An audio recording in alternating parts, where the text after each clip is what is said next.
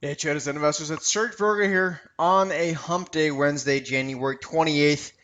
And today we're going to look at Apple. I got about 55 emails this morning and last night after Apple reported and to ask me what to do here. And quite frankly, I think it still depends a little bit on the close here on the day. I'm recording this about a half hour or so before the close on January 28th.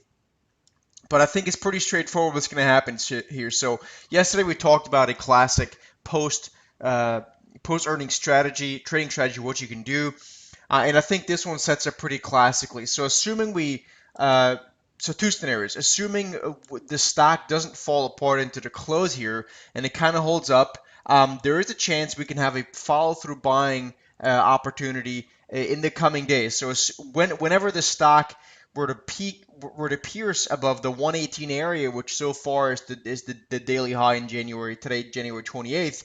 Whenever that happens, the stock will probably be ready to pop towards 124, 125. That's an area we're discussing for some time in Apple in the Steady Trader Trade Alert service.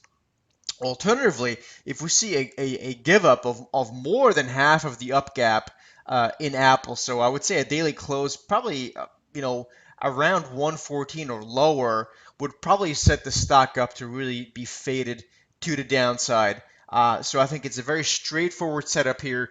If like right now I'll show you the intraday chart on Apple. This is the intraday chart, so you can this is the up gap that's happening so far today.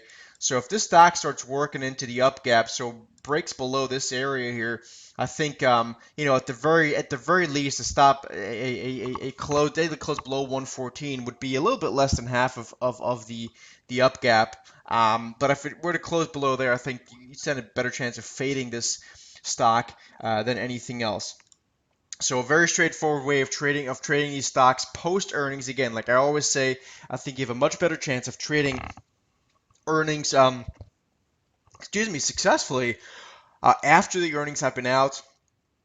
And if you see a decent move in the stock, you can actually get a better read on a potential directional move either to the upside or in the direction of the gap if there was a gap, or to the other side. So it's all about using the probabilities to your advantage and not going against what traditionally or what works more often than it doesn't. So I hope this makes sense, guys. As always, if you are interested in getting real-time trade alerts and analysis, you can go to the steadytrader.com and sign up over there. Otherwise, if you got any questions, you can hit me up on Twitter.